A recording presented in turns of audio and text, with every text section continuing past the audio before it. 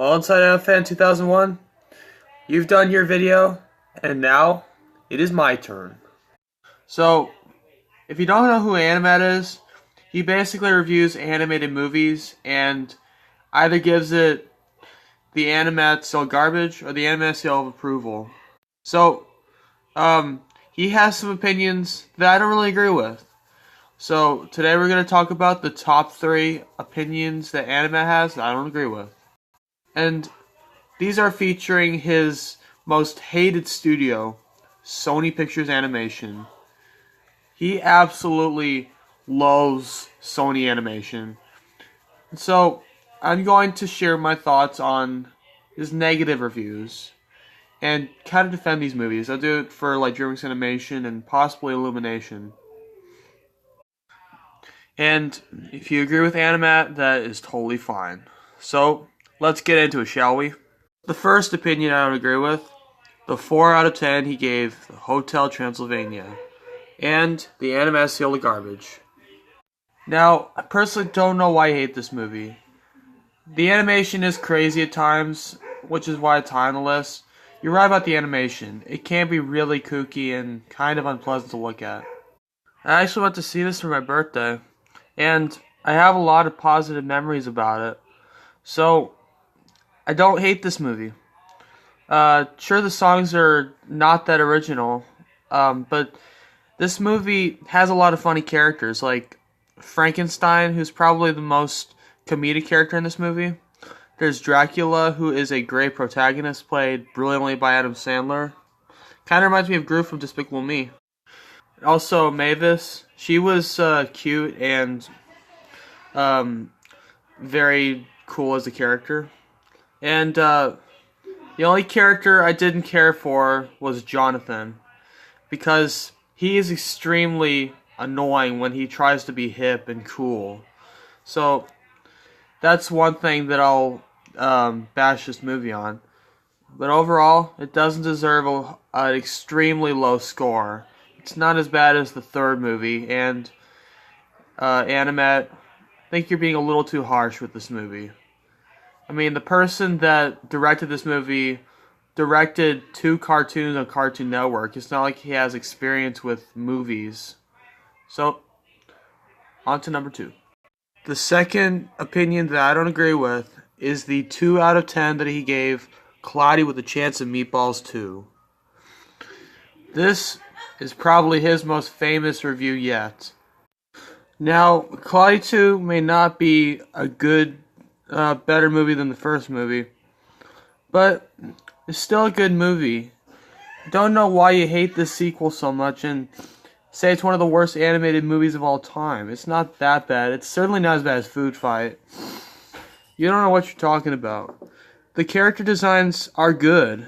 It's supposed to be cartoony. Does every film have to be perfectly animated and realistic looking?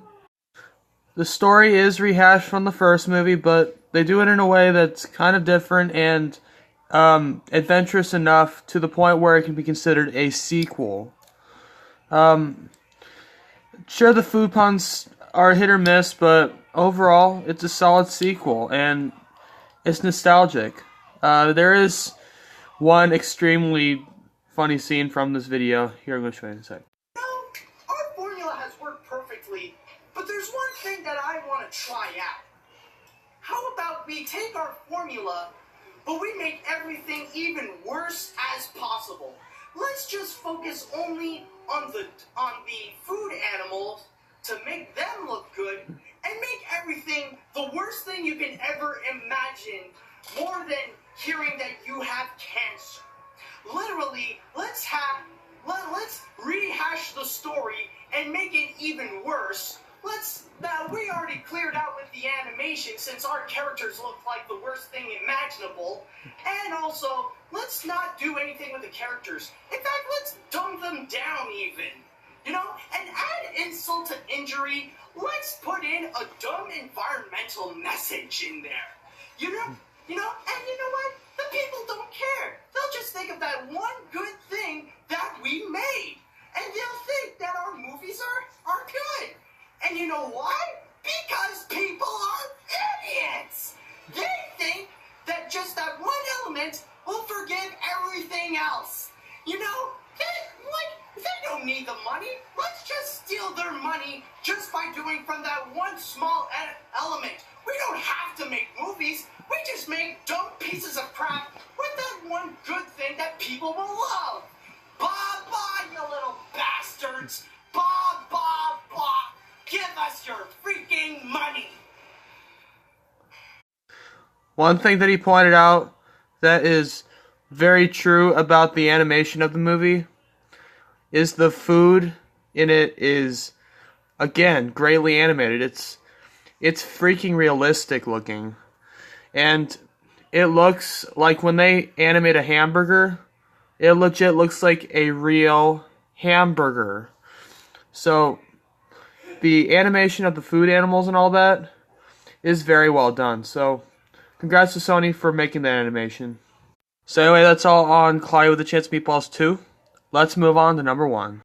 And the number 1 opinion that I disagree with most of all is the 4 out of 10 that he gave Cloudy with a Chance of Meatballs. And the Animat sealed garbage. If there will ever be a day when animation would be taken seriously by both the film industry and the general public, then this film should just disappear. Gone in the pit of obscurity that shares with other animated films of the same quality like Legend of Oz, Mars Needs Moms, and Space Chimps. Because like the previously mentioned, this is nothing more than cartoon junk. In fact, as Flint Lockwood himself said it best, "This is junk. This is junk. This is junk." and for the junk that it is, the only thing it deserves is the Animat seal of garbage. Dude, chill out. Honestly, how can you not like Cloudy with a Chance of Meatballs? The cartooniness of it works to its advantage. It's supposed to be crazy and kooky and far-fetched. Food falling from the sky is far-fetched. It's not supposed to be realistic looking. It's based on a book. Sam is not an obnoxious love interest, but she's actually a very sweet and sometimes funny love interest. She's actually one of the best characters of this movie. And Flint is not over the top. I mean, maybe a little, but he's still a very likable protagonist. And his goal in life is actually very relatable. They could have made him this stuck-up scientist stereotype where he thinks he's better than everyone else because he's smarter than them. He knows science and builds inventions. But no, they made him a very likable protagonist, like Jimmy Neutron. He's not, like, too smart for everyone. He'll help anybody, even if they're nerds. Like, he eventually becomes friends with Baby Brent, and he does care for his townsfolk. That's why he builds a machine and tries to get them good food, because everyone's tired of eating sardines all the time. The soundtrack for this movie is one of the best soundtracks that I've ever heard for an animated movie or a movie in general. And it's even on par with the original Sam Raimi Spider-Man soundtrack by Danny Elfman. It's energetic, uplifting, and overall, it's a very cool final battle soundtrack. It's a very cool soundtrack, so I definitely recommend you probably buy the soundtrack. The animation is great. The characters are cartoony, and they're supposed to be. Their designs work very well to their character. And the animation of the food, again, is awesomely animated. The food looks real, like it could actually be food in that universe. The meatballs, the burgers, the pizza, the giant vegetables and the fruits, all of them look realistic, like actual food. And I commend the designers and animators on that for making that food look so damn delicious. And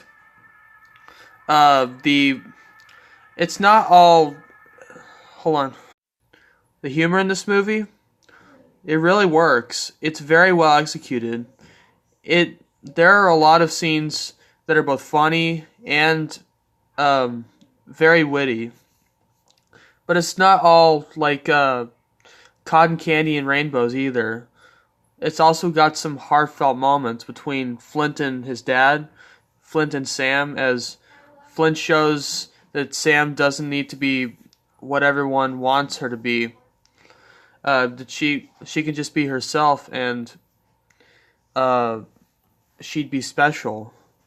Like, that was a heartfelt moment, and I actually kind of felt sad when I actually kind of teared up.